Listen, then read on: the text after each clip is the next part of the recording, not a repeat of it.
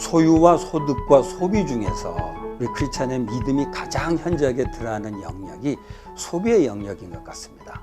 지금도 여전히 소득이 부족해서 경제적으로 어려움을 겪는 사람이 있지만 현대사회에서는 소비를 절제하지 못하고 분별 없이 소비를 하는 바람에 어려움을 겪는 사람이 많습니다.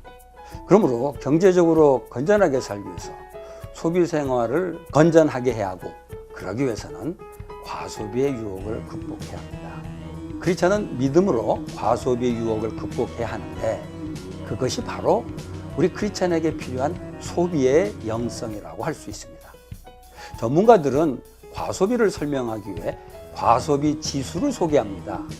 과소비 지수란 것은 소득에서 저축을 뺀 것을 소득으로 나눈 값입니다. 소득에 비해 소비가 많으면 과소비 지수는 높아집니다. 저축을 하지 않고 소비하면 역시 과소비 지수가 높아집니다. 그러므로 과소비에 덫에 빠지지 않으려면 소비를 줄이거나 저축을 늘려서 과소비 지출을 낮춰야 합니다. 이를 위해서는 적어도 3가지 차원에서 노력이 필요합니다. 첫째로 경제적인 차원에서의 노력이 필요합니다. 경제적으로 합리적인 소비를 해야 합니다. 이를 위해서 먼저 소득과 소비의 균형을 맞춰야 합니다. 그리고 소비보다 저축을 우선적으로 해야 합니다. 이거 실천하기 위해서 절대적으로 필요한 게 절약하는 자세입니다.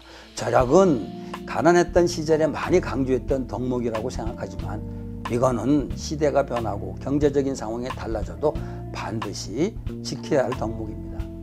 과소비에 덫에 빠지지 않기 위해서 오래된 절약이라는 덕목을 회복해야 합니다. 소비를 분별 있게 하기 위해서는 가치와 가격의 균형을 맞춰야 합니다. 가치를 보고 소비해야 합니다. 그렇다고 절약한다면서 무작정 싼 것만 찾다 보면 오히려 과소비하게 됩니다. 가치가 있는 것은 소비할 수 있으나 가격과 비교해서 균형을 찾아야 합니다. 가성비를 잘 따져보는 것이 과소비를 막는 지혜로운 방법입니다. 가격을 물건이나 서비스의 성능과 비교해서 가성비가 좋은 것을 우선적으로 소비하는 겁니다. 과소비에 덫에 빠지지 않기 위해서 가성비 따지는 습관을 들이면 좋을 것 같습니다. 둘째로 정서적인 차원에서의 노력이 필요합니다. 과소비를 피하려면 적절하게 소비해야 되는데, 이를 위해서는 필요와 욕심을 구별해야 합니다. 우리가 살아가는데 필요한 것을 위해서는 얼마든지 소비할 수 있죠. 그런데 욕심을 채우기 위한 소비는 절제해야 합니다. 욕심을 채우기 위해 소비하다 보면 소비의 끝이 없어지게 되며 결국은 과소비하게 됩니다. 가지고 있는 것으로 만족하는 것이 욕심에 사로잡혀서 헤매는 것보다 낫다는 말씀은 소비 생활하는 크리스찬들이 반드시 기억해야 될 말씀입니다. 과소비에 덫에 빠지지 않기 위해서 욕심에 끌려서 소비하지 않도록 해야 합니다. 적절하게 소비하기 위해서는 광고가 제공하는 필요한 정보와 소비를 자극하는 유혹을 구별해야 합니다. 기본적으로 세상에서 하는 광고는 소비에 필요한 정보를 제공하는 것 같지만 사람들의 본능에 자리 잡고 있는 육신의 정욕과 안목의 정욕과 이생의 자랑을 자극합니다. 이 자극에 끌려가면 과소비할 수밖에 없습니다. 그러므로 과소비에 빠지지 않기 위해서는 광고의 유혹을 뿌리칠 수 있어야 합니다.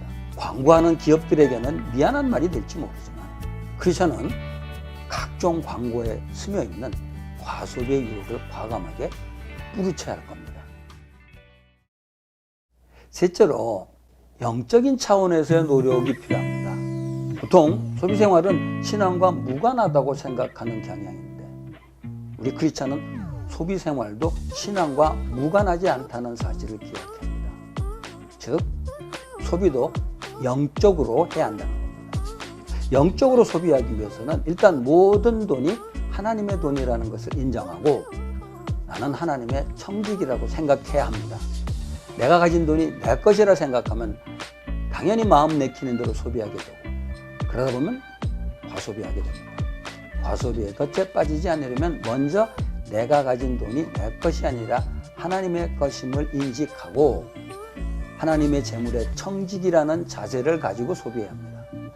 내가 돈을 버는 것 같지만 사실은 하나님께서 지혜와 건강, 힘, 직업을 주셔서 돈을 벌게 해주신 것입니다. 그러면 내 돈 내 맘대로 쓰는데 라는 생각은 하지 않게 되고 소비 생활도 바뀌게 될 것입니다.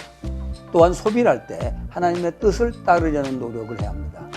이를 위해서 내가 하는 소비가 세속의 풍조를 따르는 것인지 하나님의 뜻을 따르는 것인지 구별해야 합니다. 세상 풍조를 따라 소비하게 되면 소비를 절제하기 어렵습니다. 소비의 주체가 내가 아니라 주변 세상이 되기 때문입니다. 그렇기 때문에 사고방식을 바꿔서 이 소비가 하나님의 뜻에 맞는지를 항상 생각해야 합니다.